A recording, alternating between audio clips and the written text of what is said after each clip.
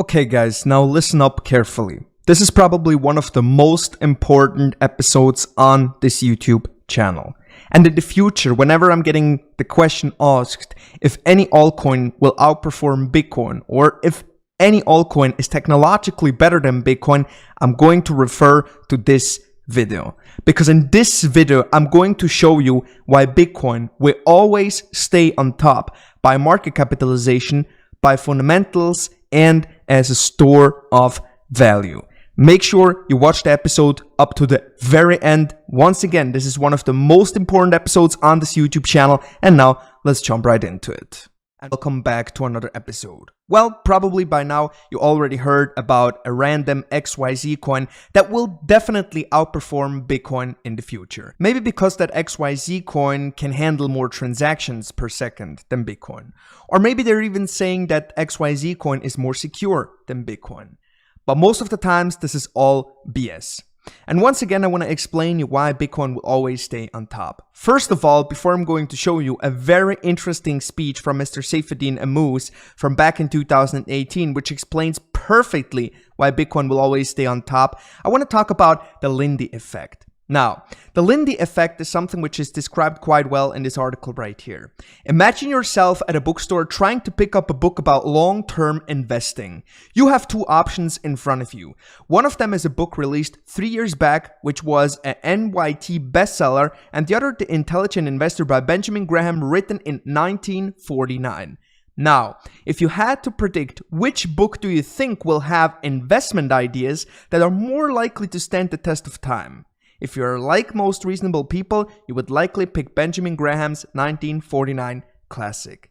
This choice plays into an idea-risk heuristic model called the Lindy Effect.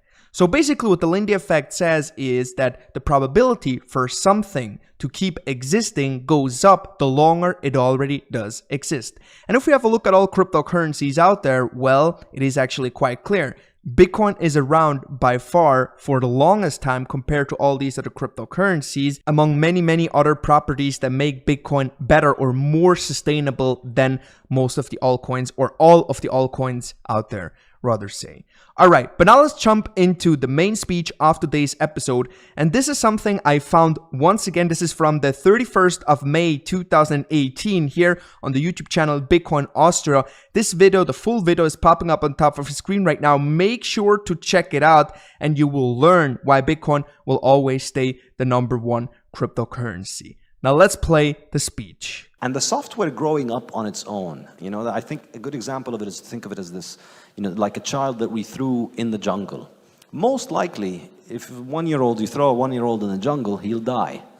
But if he survives, you're gonna have a massive monster, He's gonna be very powerful, and he's not gonna be able to stop. Now, you can't just bring another kid his age, who's now 20 years on, who's lived in a city, and then tell him, go spend a couple of weeks in the jungle and then go fight this guy. It doesn't work that way, right? And all these other coins are exactly like that. All these other coins, it's completely trivial for all the ones that I've ever heard of or researched. There's more than 1,000 of them, and I highly urge you to never waste any time on any of them. But, for those of you who had the misfortune of wasting time on these coins, it's completely trivial to identify 2 or 3 people or 1 person for each one of those coins who could literally change whatever they want in that coin within a week. So for instance, Ethereum, there's an Ethereum Foundation, and it's completely trivial for them to change anything in Ethereum, as has been demonstrated over and over and over with all the hard forks that they've done. Ripple is just a centralized, stupid game, and there's a bunch of people running it with their own token. They can do whatever they want with it. They've printed the 100 billion, and they have 60 billion on the side that they can do whatever they want with. I could keep going on and on. Name any particular coin. What about Bitcoin Cash? Exactly, Bitcoin Cash, another excellent example. I mean, the people who started it were people who started it by changing the Bitcoin software. So they started it from the perspective of saying, hey, this isn't something that is sacred, this isn't something that is immutable, we can change it. So if you can change it to make the block size larger, it'll be trivial to change it to make the money supply grow. But if the money supply can grow and change, then the entire value proposition of the thing is gone. And so, the onus of proof is not on Bitcoin to say why it is better than the others. The onus of proof is on all these other coins that are effectively nothing but scams to enrich the people who have made them, to illustrate to others why is it that they can claim to be immutable. You have a foundation and you have a guy who has spent millions, you're financed by bankers who have given you millions and press releases and all of those people.